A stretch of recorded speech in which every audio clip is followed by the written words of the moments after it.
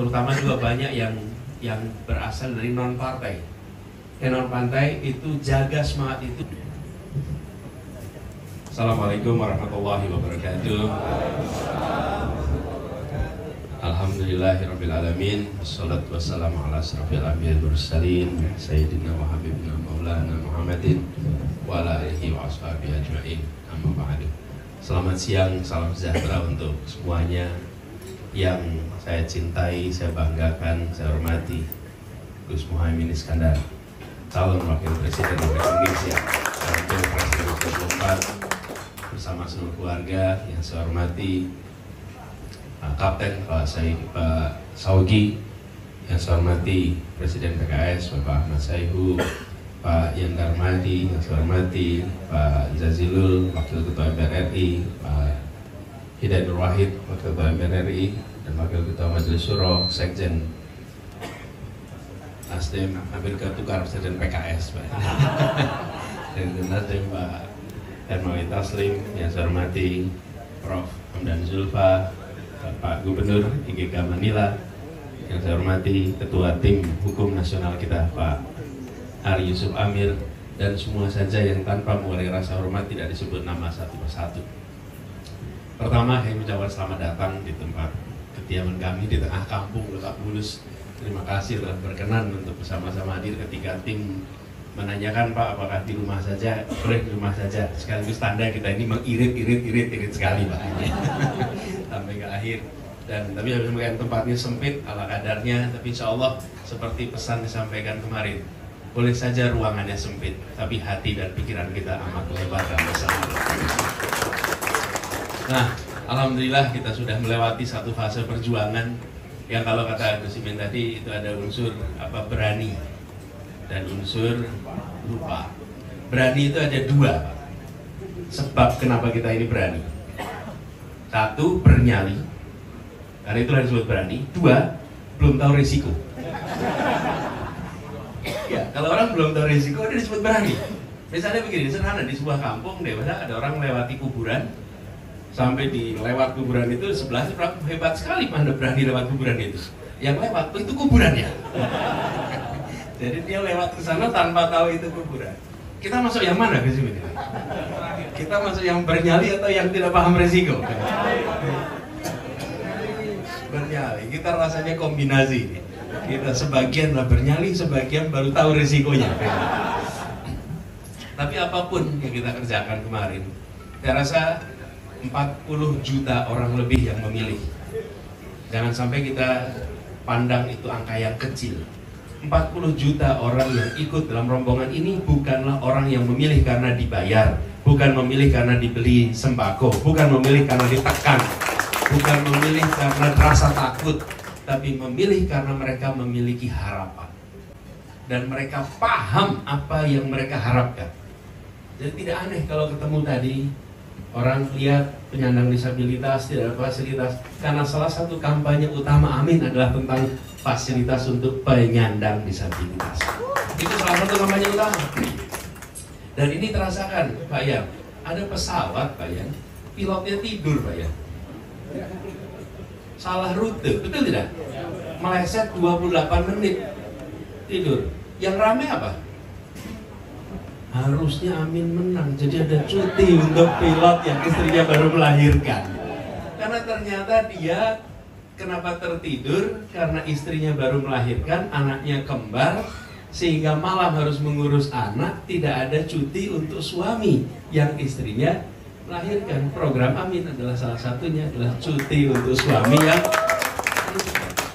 dan itu deretannya panjang. Makin sering kita ketemu problem ABCD.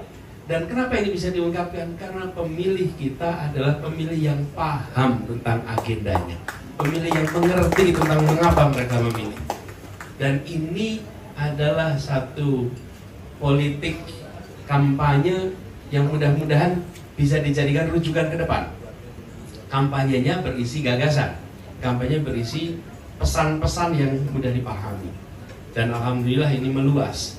Jadi kami menemukan dalam perjalanan ini ketulusan, keikhlasan sebagai bahan bakar perjuangan kita kemarin yang luar biasa. Kalau JIS kemarin dipandang sebagai satu peristiwa yang menggambarkan ketulusan, kita semua merasakan di seluruh wilayah Indonesia, ketulusan itu menyala di setiap kampanye-kampanye yang kita kerjakan. Itu dahsyat. Dan ini yang kemudian kita syukuri. Jadi kalau kita tadi menengok ke belakang dengan rasa syukur, karena kita sudah mengerjakan yang sehormat-hormatnya, sebaik-baiknya, sekeras-kerasnya di dalam berjuang, pesan itu dirasakan bukan hanya pada kita-kita yang terlibat di dalam kepengurusan, tapi oleh masyarakat kebanyakan pun hal yang sama terjadi. Tapi yang tidak kalah penting, bahwa itu semua terwujud kenapa? Karena di atasnya guyup. Atasnya guyup. Ini Nasdem, PKS, PKB ini guyup. Coba kalau tiga ini tidak guyup, apa yang terjadi? Sulit sekali kita menjalankan ini semua. Insya Allah keguyupan ini bisa berjalan terus ke depan. Jadi sekarang Gus Imin udah ketagihan, nanti kalau ada kafe di tempatnya PKS, Gus Imin udah datang. Kalau di Nasdem sudah ada tempatnya untuk ngumpul-ngumpul. Tiga ini terus sama-sama, dan itu menular ke bawah. Dan harapannya mudah-mudahan di bawah juga begitu, kerja bersama ini. Lalu saya secara khusus sampaikan terima kasih Pak Kapten, karena ini Pak sebetulnya secara kepangkatan turun Pak. Beliau ini Marsekal Madya jadi kapten.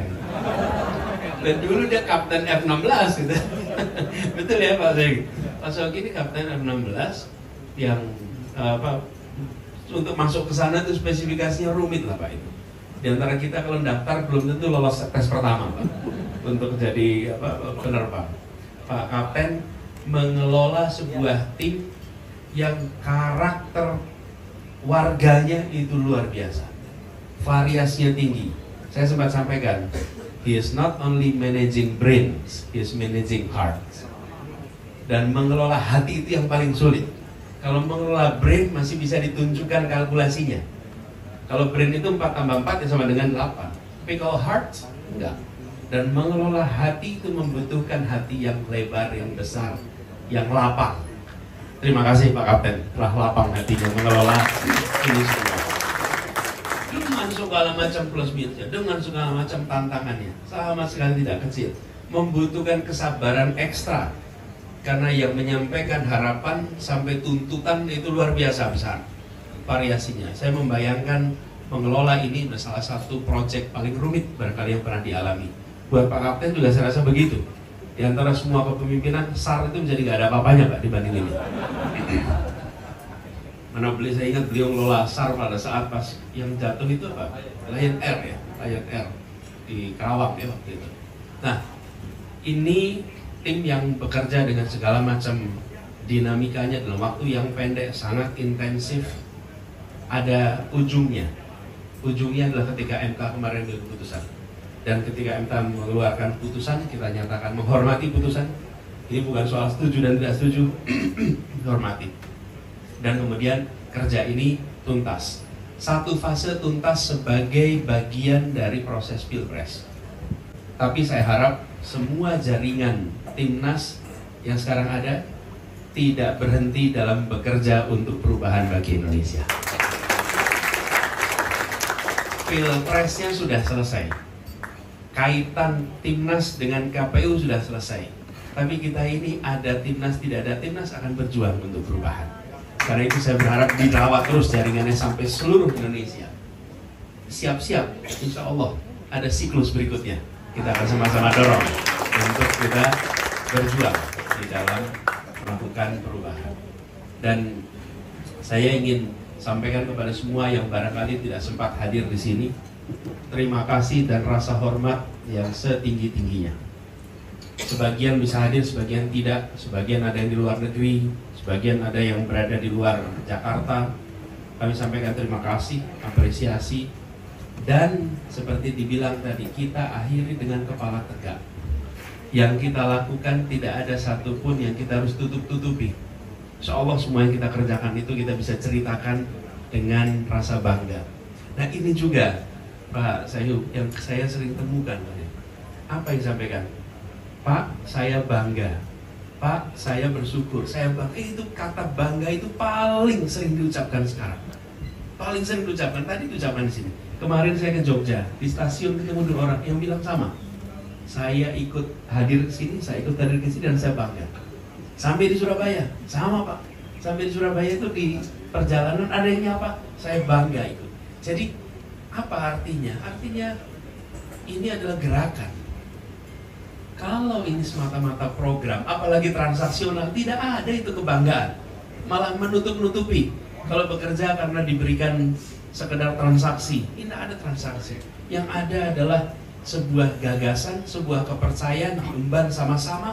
Dan ketika ini dilewati di ujung, alhamdulillah husnul khotimah, keluar itu dengan rasa kami bawa kebanggaan atas proses Pilpres 2024. Ini yang harus dijaga, ini harus dihidupkan. Dan ke depan kita perlu terus memfasilitasi agar terus tumbuh. Nah, ini semangat perubahan ini, terutama juga banyak yang berasal dari non-partai. Non-partai itu jaga semangat itu dan jangan buru-buru bikin namanya partai. Kalau kemarin muncul Partai Perubahan, saya kaget juga baca Pak. Terus lambangnya ini Pak, lambangnya burung hantu. Burung hantu. Lalu saya ditanya di mana-mana, Pak Anies mau bikin Partai Perubahan, mana pun lagi mau bikin Partai Perubahan. Jadi bahwa semangat perubahan ini jangan kemudian berbicaranya langsung pada pajak. Kita jaga perubahan ini di berbagai sektor dalam berbagai aktivitas. Tapi saya ingin garis bawahi bahwa kerja bersama 3 partai ini insya Allah bisa kita teruskan sama-sama ke depan. Dan di sini ada Pak Ari Yusuf, Pak Hamdan Zulfa, ini beliau yang menjadi motornya, kemudian ada eksekutornya di sini Bung Zaid dari tim hukum litigasi. Ini adalah mereka-mereka yang bekerja di bagian hukum. Pak, Indonesia sudah mengalami 4 kali pilpres langsung dan ini yang kelima. Dan dalam 5 kali pilpres langsung itu 5-5-nya dibawa ke MK. 5-5-nya ada PHPU di MK. 5-5-nya. Tapi baru kali ini apa yang diajukan dipahami, diterima, dan didukung oleh sebagian hakim-hakim Mahkamah Konstitusi. Dan dissenting opinion yang menyampaikan substansinya, yaitu apa? Keterlibatan aparat dan program jaminan sosial. 2 itu yang membuat situasi kemarin memang menjadi berubah. Situasi berubah. Saya berkali-kali sampaikan bahwa kita bisa menang, bukan kita pasti menang, tapi kita bisa menang jika ada netralitas. Ada netralitas kita bisa menang. Nah, sekarang kita menyaksikan. Ketika saya tidak pernah berani mengucapkan ini sebelum ada MK, Pak. Kenapa? Kalau ada MK saya mengatakan ini mengutip hakim MK.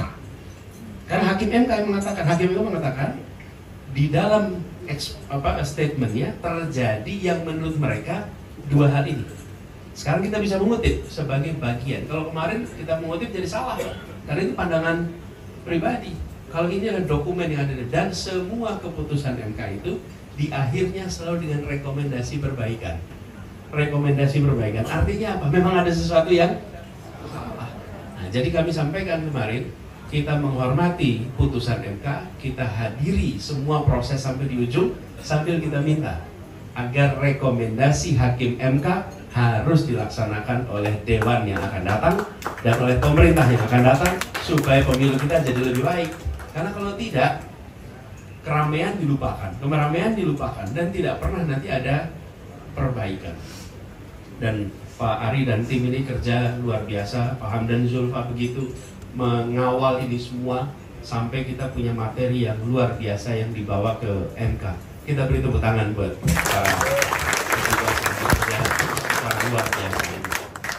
Dan ini bersejarah Pak, karena baru pertama kali ada gugatan yang kemudian sampai bahkan mereka memikirkan tentang strategi memasukkannya. Jadi ini Pak Aiden, mereka itu masukkan dokumen tuntutan itu jam 00 berapa? 00:59 malam hari. Kami waktu itu tanya kenapa harus dikebut, masukkan harus nomor 1. Kenapa harus nomor 1? Pertimbangannya itu nanti akan dibaca awal, itu akan dilihat awal, Dan yang tidak kalah penting, pada saat nanti MK memutuskan, yang dibaca nanti yang nomor 1, yang nomor 2 idem. Jadi kalau kita tidak masukkan pertama, nanti nggak akan dibahas. Dibahasnya idem, dan ternyata betul.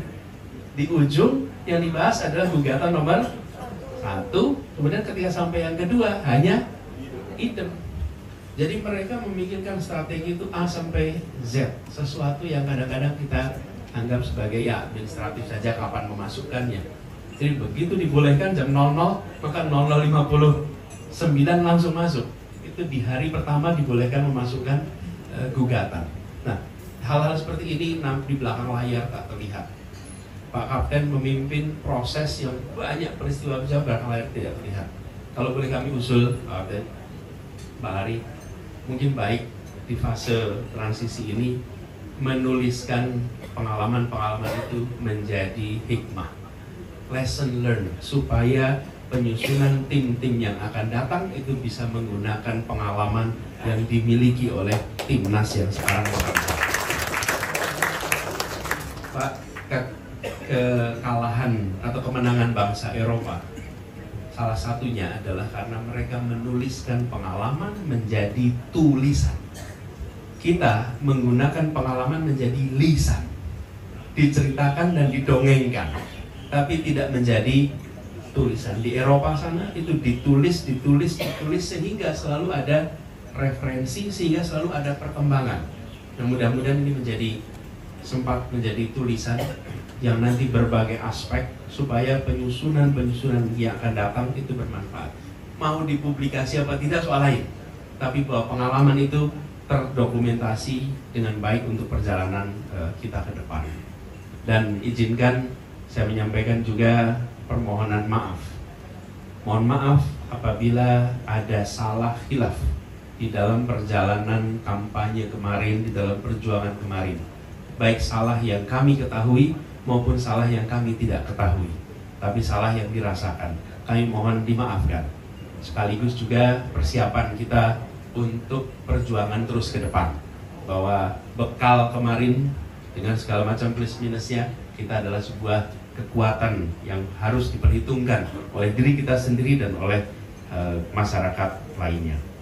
Bapak sekalian saya hormati, seperti tadi saya garis bawahi, di luar sana ada 40 juta pemilih kita. Mari kita hormati, mari kita hargai dengan cara kita mengerjakan sesuai dengan nilai prinsip yang kita perjuangkan selama kampanye kemarin. Mereka menengok betul pada kita dengan harapan bahwa agenda-agenda perubahan itu terus kita kawal, terus kita bawa. Dan inilah harapan yang diberikan oleh 40 juta. Kemarin saya sempat ke ke Jogja, ke Surabaya, dan antusiasmenya memang masih tinggi. Saya sampai lihat ini seperti suasana kampanye masih, Pak. Di mana-mana itu suasana masih seperti suasana kampanye. Nah, ini pesan juga, harapan itu harus kita jaga sama-sama. Jadi bagi semuanya yang terlibat di timnas, perlu diingat bahwa apapun yang kita kerjakan adalah atas nama kita bersama. Jadi kita jaga ini baik-baik. Dan buat semuanya saja, sekali lagi terima kasih, apresiasi yang setinggi-tingginya. Dan insya Allah kita jalan terus ke depan dengan berbagai agenda baru. Ada yang tanya banyak, Pak, berikutnya apa? Lalu what next? Ini selesaikan dulu, habis itu ambil jeda. Ambil jeda sebentar, setelah ambil jeda sebentar nanti kita putuskan apa yang akan kita kerjakan. Tapi memang Pak Ila taruh tafang sok, Wa Ila. Jadi selesaikan dulu satu urusan, habis itu bersiap untuk urusan berikutnya. Nah, ini selesai dulu. Jadi sebelum timnas selesai dulu, kita nggak bisa tuh. Tadi ada yang bilang, Pak, jangan dibubarkan. Nah, mungkin kalau kita tidak bubar, bukan? Harus selesai dulu, pertanggungjawaban selesai, habis itu baru bersiap langkah berikutnya. Insya Allah kita berjuang bersama lagi, sama-sama. Ya. Terima kasih. Saya ingin sampaikan secara khusus terima kasih luar biasa pada Bapak Ibu semuanya yang meluangkan untuk hadir dalam acara ini. Sederhana, simple, tapi mudah-mudahan mengirimkan pesan tentang keseriusan kita dalam berjuang. Kurang lebih mohon dimaafkan. Assalamualaikum warahmatullahi wabarakatuh. Bismillah, alhamdulillah, wassalatu wassalamu ala rasulillah, la haula wa la quwwata illa billah. Selamat siang, salam sejahtera untuk kita semua. Yang saya banggakan Mas Anies Baswedan bersama Bu Ferry dan keluarga. Yang saya banggakan para tokoh-tokoh, Pak Ari, Pak Manila, Pak Hamdan Zulfa, Kapten. Meskipun secara formal mungkin sudah kita anggap selesai, tapi Kapten selamanya di hati saya. Terima kasih Kapten. Kapten abadi. Bukan hanya terbuka PKB. PKB aja saya sekarang kerasanya di BKS. Saya dulu jarang main di kantor PKS. Sekarang kalau di PKS, males pulang dari kantor PKS. Marketnya itu sudah luar biasa. Apalagi setelah Presiden rumahnya direview. Manusia paling sederhana di Republik ini. Yang saya banggakan Pak Presiden PKS, yang saya muliakan Pak Yan Termadi, pimpinan Nasdem yang saya muliakan, Pak Jazil, Pak Hidayat Nur Wahid yang saya cintai, saya banggakan. Pak Hidayat ini setiap pemilu suaranya nggak pernah kecil. Saya selidiki itu. Di dapil manapun suaranya pasti di atas 200.000. Di Jakarta berkali-kali. Ternyata wiridnya itu wirid langit dan wirid bumi baru. Luar biasa Pak Hidayat. Terima kasih Pak Hidayat, kebersamaan kita terus. Pak Sekjen Nasdem yang saya banggakan, seluruh tokoh-tokoh yang hadir yang tidak bisa saya sebutkan satu persatu, pimpinan dan seluruh jajaran timnas yang saya banggakan. Tuhan itu menciptakan dua sifat yang luar biasa kebersamaan ini. Yang pertama, dua sifat itu bersamaan di dalam timnas dan kita. Pertama, sifat berani. Kita itu luar biasa, berani semua. Bahkan ketika saya pribadi memutuskan gabung sama Mas Anies, rombongan saya, Pak, mulai hari ini kita nyatakan pakai helm semua demi keamanan. Alhamdulillah, ternyata keberanian itu ada. Dan sifat itulah yang membuat kita yakin dan optimis sehingga kita berani tanding sampai akhir pada Pilpres 2020. Nah, yang kedua, sifat yang ada di dalam Pak Saugi ini, timnas ini lupa. Jadi selain berani ada sifat, alhamdulillah dikasih Tuhan sifat lupa. Lupa kalau musuh kita itu Mike Tyson.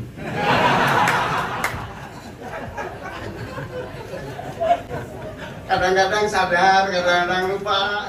Sehingga luar biasa. Jadi sifat berani dan sifat lupa itu ternyata berkah luar biasa. Bayangkan kalau kita ingat kalau musuh kita Mike Tyson, tiap hari kita sembunyi ketakutan.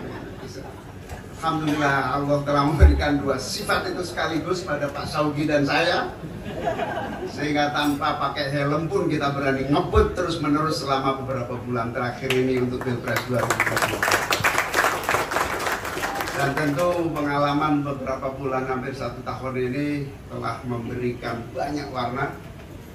Kemarin saya minggu lalu naik kereta bersamaan dengan orang tua yang ketika naik kereta kesulitan, nggak ada apanya, pakai kursi roda kesulitan. Itu penumpang marah-marah. Di berbagai negara kalau kereta ada orang difabel atau orang naik kursi roda pasti sudah tersedia jalannya. Yang saya luar biasa itu ada orang marah-marah. Ini gara-gara Amin kalah ya begini. Saya bilang apa hubungannya? Jadi luar biasa. Itu artinya spirit perubahan dan perjuangan ini betul-betul masuk di lingkungan seluruh masyarakat kita. Sampai kereta nggak ada jembatannya aja. Yang disalahkan kenapa ini terjadi karena Amin masih kalah. Karena itu pengalaman berbulan-bulan ini membawa kita untuk semakin yakin dan optimis. Seperti yang Pak Saugi sampaikan tadi, kita telah melawan dengan sebaik-baiknya, sekuat-kuatnya dan sehormat-hormatnya untuk kepentingan bangsa dan negara ini. Ibarat persaingan Pilpres ini sebetulnya kan salah satunya ada yang menganggap ini seperti tinju. Tinju yang ya kita harus pinter-pinter kapan mukul, kapan apa namanya itu, saya lupa namanya itu. Intinya pertarungan, kalau menurut Mas Anies itu ini lawan tandingnya yang harus kita terus pahami karakter lawan tandingnya, sehingga perjuangan perubahan menurut saya tidak akan berhenti di sini sampai kapanpun. Perubahan itu menjadi kebutuhan bangsa ini kalau mau selamat, maju, dan makmur sejahtera. Amin. Oleh karena itu saya sangat bahagia, bersyukur, bangga, dan terima kasih atas kebersamaan timnas selama beberapa bulan terakhir. Dan Pak Syauqi tadi yang paling bersejarah adalah menentukan siapa yang akan menjadi kapten itu benar. Lama kita diskusi bukan karena siapa yang akan ditunjuk, menunggu siapa yang akan nyumbang dulu. Mas Anies bilang insya Allah minggu depan, ketemu minggu depan, insya Allah minggu yang akan datang. Sampai pilpres terakhir tidak ada yang nyumbang. Itu salah satu yang membuat itu pun bisa 25%. 25% itu pun versi KPU. Ada 3 versi hasil pemilu, 1 versi KPU, 2 versi PKS, 3 versi lembaga survei, kan gitu. Saya paling yakin versi PKS ini. Di PKS selalu datanya paling lengkap kan gitu. Karena itu tentu semua proses yang berlangsung ini luar biasa. Dengan keterbatasan yang kita miliki, logistik yang apa adanya, masih lumayan kita bisa berkampanye ke seluruh Indonesia dengan keterbatasan yang ada, sampai kita nggak percaya kita bisa keliling Indonesia dengan semangat yang tinggi, bahkan di luar dugaan dengan seluruh kekurangan yang kita miliki. Itu menunjukkan bahwa apa yang kita lakukan benar. Jadi sebagai umat muslim itu kan ada 2, melakukan sesuatu itu kalau ada penyesalan itu biasanya namanya maksiat. Jadi kalau ada tamu kemudian tamunya pulang nyesel kenapa, itu ada unsur maksiat. Tapi kalau melakukan sesuatu senang, bahagia, itu biasanya termasuk ibadah. Nah, perjuangan 2024 itu insya Allah ibadah yang mulia. Saya kira itulah, saya tidak pernah menyesal bertemu Pak Syauqi dan bahagia serta bangga selamanya bersama Pak Syauqi. Begitu juga dengan timnas, ini luar biasa, dan inilah yang disebut perjuangan tanpa henti yang akan kita teruskan sampai kapanpun, sampai kita berhasil tahap demi tahap dari seluruh cita-cita. Sekali lagi terima kasih Mas Anies, Bu Ferry, kita terus merepotkan di rumah ini. Terima kasih kepada tokoh-tokoh yang membackup perjuangan Amin. Sampai hari ini memori itu tidak akan pernah hilang dan menjadi memori perjuangan bangsa ini dalam mewujudkan demokrasi yang terbaik. Terima kasih, selamat.